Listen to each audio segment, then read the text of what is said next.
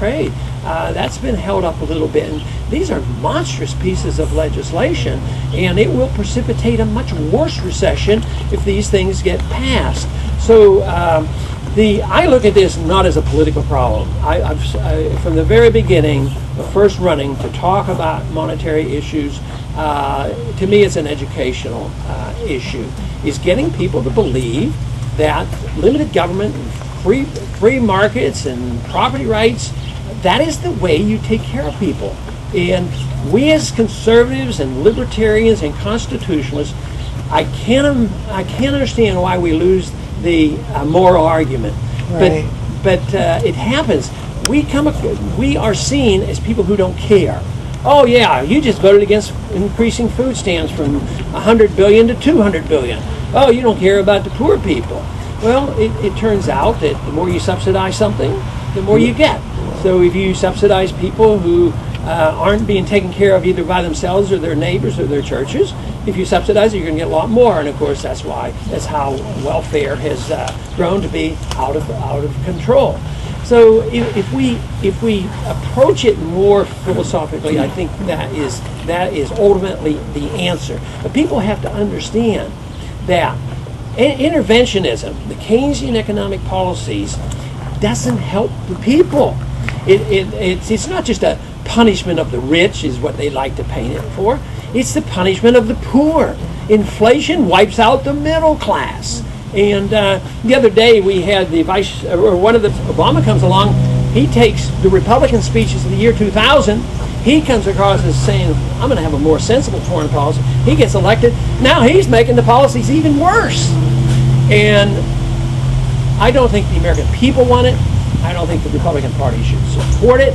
Besides, you can't afford it. And it's all going to come at an end. All great nations have come to an end because of overextension overseas. So the argument should be easily made that we do need money. We do need money in this country. We can't get rid of all the programs we might consider unconstitutional, and I don't even pretend to do that. Matter of fact, I don't even pretend to say that the correct thing to do right now is close down the Fed tomorrow. But you've got to legalize the competition. But we have a lot of people dependent on government programs, whether it's the poor getting some medical care or the elderly that have adapted to the government taking care of them. But we're still running out of money, and the Medicare is totally bankrupt, but we're still spending $1 trillion a year overseas. And we're making our defense is even diminished. We're under greater threat because of this. And just think, why don't we cut some of that? Why don't we cut? I could easily find $100 billion to cut. What if you cut $100 billion, put $50 billion to the deficit, put $50 billion in to taking care of only the people that have my proposals? You know, when the economic crisis became apparent, I said, why don't we just, if you won't get rid of it, let's just suspend the income tax. Just think, every individual in the country would have more money in their pocket. It probably would have cost less than these trillions of dollars. I mean, not only did we appropriate the money, but trillions of dollars that the Federal Reserve issued. That would have been a lot cheaper, and everybody would have had, oh yeah, but then you'd have had the chance to make up your own mind. And quite frankly, in Washington, they don't think you're smart enough to know how to spend your money. There was a bill on the floor that had to do with consumer protection. It was more intervention, make sure that the consumer's protected from the big government, not with honest money, but by more regulations. And I said, why are you doing this? Why don't you let people make up their own minds when the regulations don't work? He says, they're stupid. He says, the people are stupid. And that's what he told me. And that is what some of them really think, that you don't have enough sense to know how to spend your money, and people have to be taken care of. They think that in social things, too. That's why we have, the cigarette police and the drug police and the political correctness police, and everything on and on, because you're going to do something wrong and make a wrong decision. Freedom is the opposite thing. Freedom brings people together because it recognizes that your personal life, your personal lifestyle, and your money is your own. And as long as you don't go around beating up on other people and stealing like the government does, then things would be much better. And that's why a freedom movement brings people together. And the Constitution is the basis of our freedom. The Constitution really brings us together. That's why I'm so excited when I do see 100 Democrats sign up on a bill.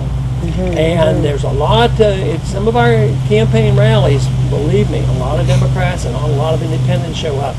I think if the Republican Party wants to get some strength again, they ought to understand, you know, what young people are thinking about and how they look at it economically and how we're dumping on them all the debt and all the regulations and the wars that are going on.